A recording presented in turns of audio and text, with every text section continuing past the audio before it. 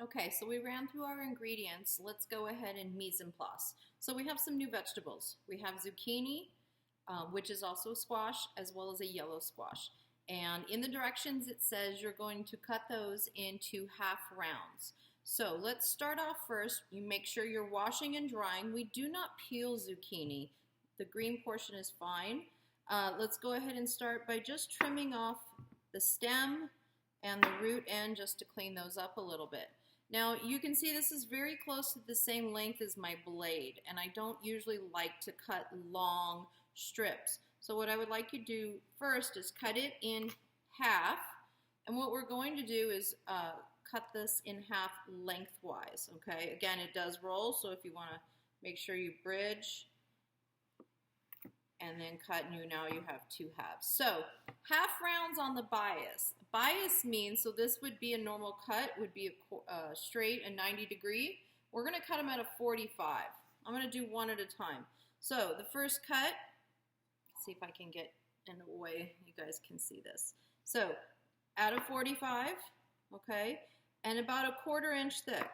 So we're gonna keep it at that angle, and what it does is it gives you a nice looking cut all the way through, okay? And I have another bowl sitting here to put those in. So again, at the angle, at the bias. Okay. I'm gonna do my other green, let's see. Cut it in half. Gonna line these up even. I'm gonna do these two together.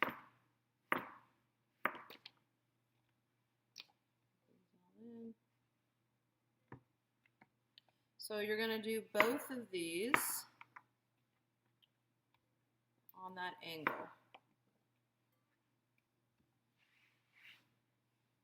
Okay, so this one's a little different because this is actually called a crook neck. It is a little bigger at the bottom, kind of the top spins a little bit. So we want to make sure that, again, our pieces are even in length. So I'm actually going to cut it right about where the place where it goes from bigger to smaller. Cut this in half, flat side down, same thing at that angle.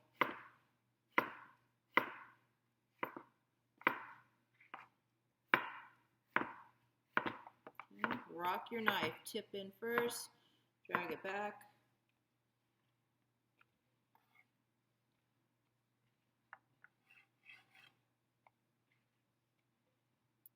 This one I'm going to do just like that.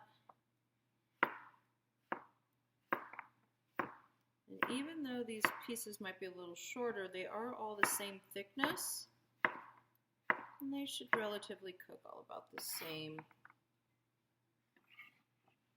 time. All right, so I have all my squash cut.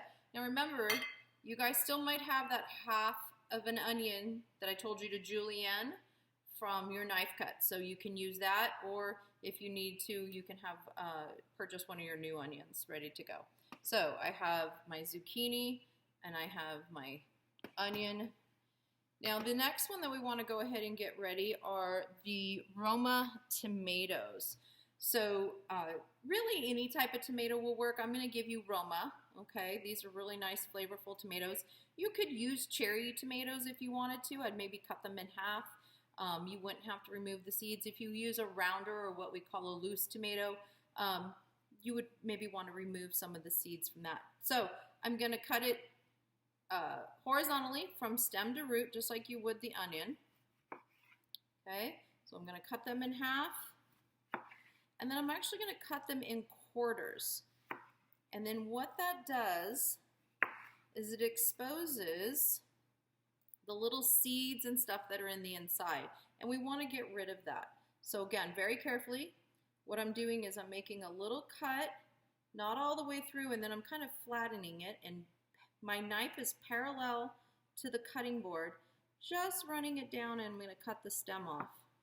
So what that does is then opens up, and you're just getting that nice little fleshy part of the tomato. have a little trash pile right there. Again, not cutting the fleshy part of the tomato, you're just removing the inside. Okay, most of that is going to be a little bit of liquid. So I'm going to do that little cut first. A couple more. Then I'm going to just dice them, and I want it kind of on the larger side. I want to know that the tomatoes are in there. They'll cook down as we start to heat them up. So I don't want them too small. So I'm going to slice it maybe one more time. Let me even go bigger than that. I may just go ahead and do them in nice, let's do thirds. So quarters into nice big chunks.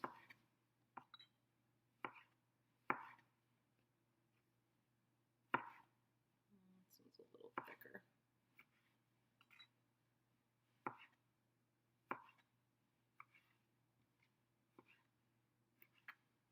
Okay. Go ahead. I'm going to find a bowl to put those in, and we'll go ahead and start heating up our pan. Okay, so we have a couple more things to prepare. My pan is starting to heat on a low. We're going to use thyme. You guys used that before, so I'm not going to show you how to chop that up, but I am going to I'm just going to run my knife through it really quick. The new one that we're using is called tarragon, and it has those really long leaves. Again, you only want to use the leafy part of the tarragon, not the stem part, so you want to go ahead and pick those off.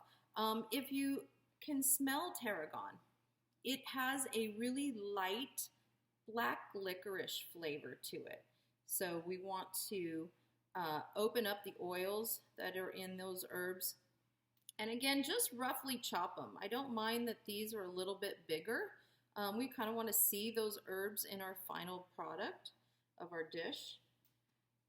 And then the other thing we need to do is we need to mince our garlic. So I have a neat little tool. It's called a garlic press. Maybe you have one. I'm going to show that to you in just a second. And it will press the garlic. It's not called a garlic press. Or I'm sorry, it is called a garlic press because you do press the garlic right through the holes. If you don't have one, that's fine. What you're going to do then is you're going to use your knife and you're just going to chop it up really nice and small so that really the garlic, once it starts to get into the dish, really just melts. I don't like biting a big piece of garlic when it comes to cooking, so I definitely want to make sure that we have that chopped. So I have my little bit of tarragon here, and I have my thyme, so I'm just going to bring those two together. Move my garlic, and I'm just going to do, I'm sticking, I'm just going to run my knife through it very quickly. And yeah, I just did them both together. They don't have to be two separate piles. They go into this dish at the same time. That's it. I'm just going to keep it nice and rough like that. All right, I'm just going to push that. I'm going to leave that on my cutting board. Let me clean my board up a little bit. And then I'm going to do, recipe calls for 3 cloves of garlic. These were a little bit smaller. I'm going to do 4. So this is a garlic press, which is nice. The garlic that I give you already has this skin removed from it. So that makes it a little easier to put through the press. And I'm just going to take it. I'm going to push it right through, and I'm going to use my knife, make a nice clean cut. Add another one. Now, if the garlic still had some skin on it, and sometimes you'll get a little bit that is left over, it will be on the inside of that garlic press. And you just need to clean it up. So I'm going to say that's about a tablespoon of garlic. So we're going to get a lot of flavor on that. All right, we're going to go ahead and get everything ready. Let's start cooking. So we're going to be cooking today with a large fry pan. It's going to hold all those vegetables. Fry pans have sides that slope out, where sauté pans have sides that are straight up and down and usually have a lid that would fit them. Either will work. I just decided to use a fry pan today because we do not need the lid. Okay, so I'm going to start out with, I'm going to add, my pan has been on. I'm going to add that 1 tablespoon of my cooking oil. And again, I'm going to move it around. And I know that pan is really nice and hot when that oil will move around really quickly. And now if it's starting to smoke, your pan is way too high. So you want to take it off, let it cool. You may need to wipe it out with a paper towel and start again. So we're going to start with the zucchini first, or the squash. And I'm going to put these in. I went as large of a pan as I have. I want to try to put these in a single layer. What I'm looking to do is get them a nice brown. I could have done this in batches. If you're more comfortable with that, then do so. Put half of it in, cook them, put them into another bowl, and then brown them on 2 sides, and then bring them back out. We're not too bad. So we're going to go ahead, again, we're going to brown these on 2 sides. That's what it means to saute. So we are on a medium to a medium-high heat. We're not going to season just yet. We're going to hold off on that. So again, let's just let these brown. Saute means to jump because the pan's hot. So we want to go ahead and continue to mix those.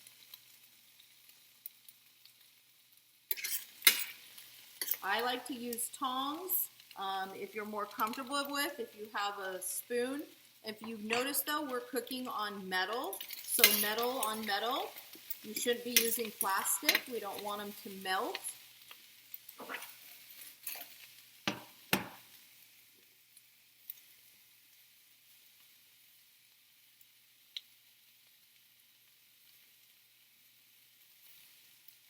This may take about 5 minutes or so. Let them cook.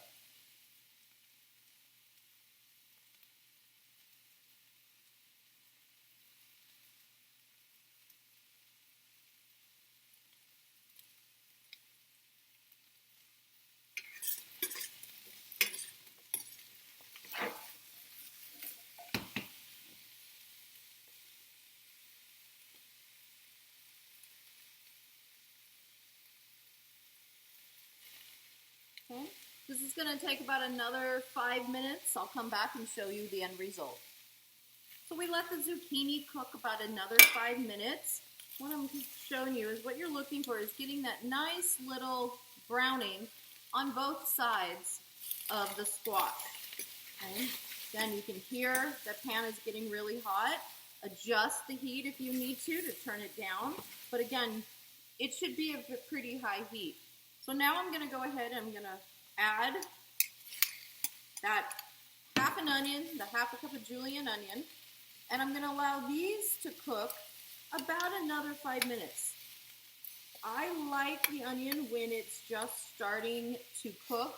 It's not completely fallen apart. It maybe has a little bit of a crunch to it.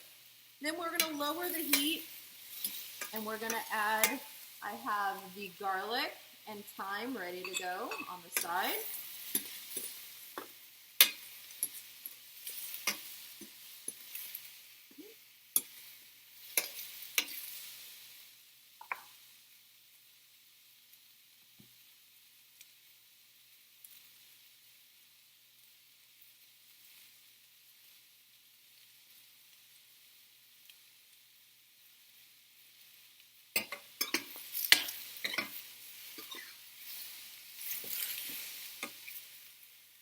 They smell really good.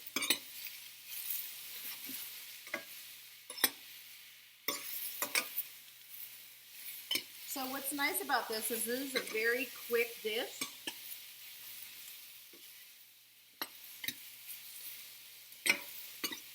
And serves a lot of people.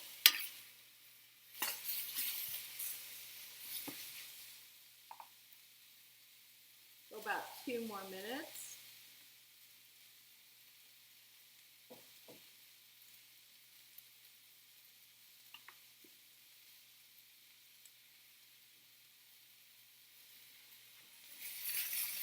Now again, and depending on your heat, if you start to see your onion is already getting color, your pan's a little hotter, go ahead, let's move on.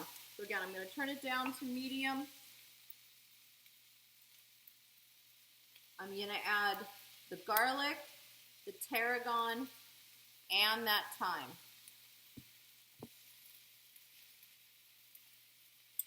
And once you add that garlic, you're going to cook that until it's aromatic, which means you can smell it, okay?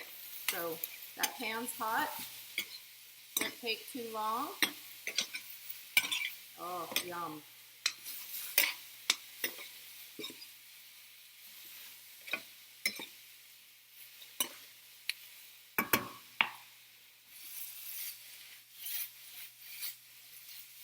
All right, then lower the heat, and then you're gonna add your fresh tomatoes. And I want you at this time to go ahead and salt and pepper. So I'm gonna just pinch, get 2 good pinches of some salt and pepper in there.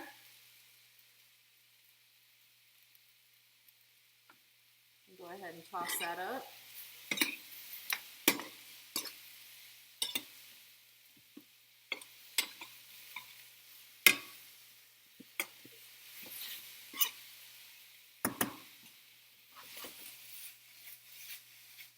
And that's it.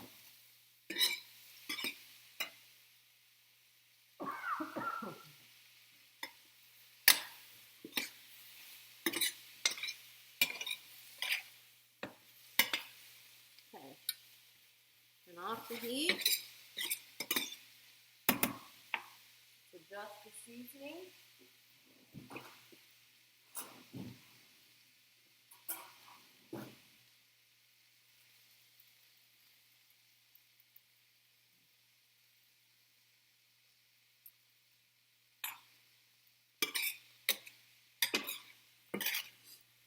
I think that's good. All right, let's get into plating. So I'm gonna go ahead and serve this kind of as a side dish, family style. So I'm gonna go ahead and put a bunch of it right in a serving bowl. And then I'll put it on the dinner table.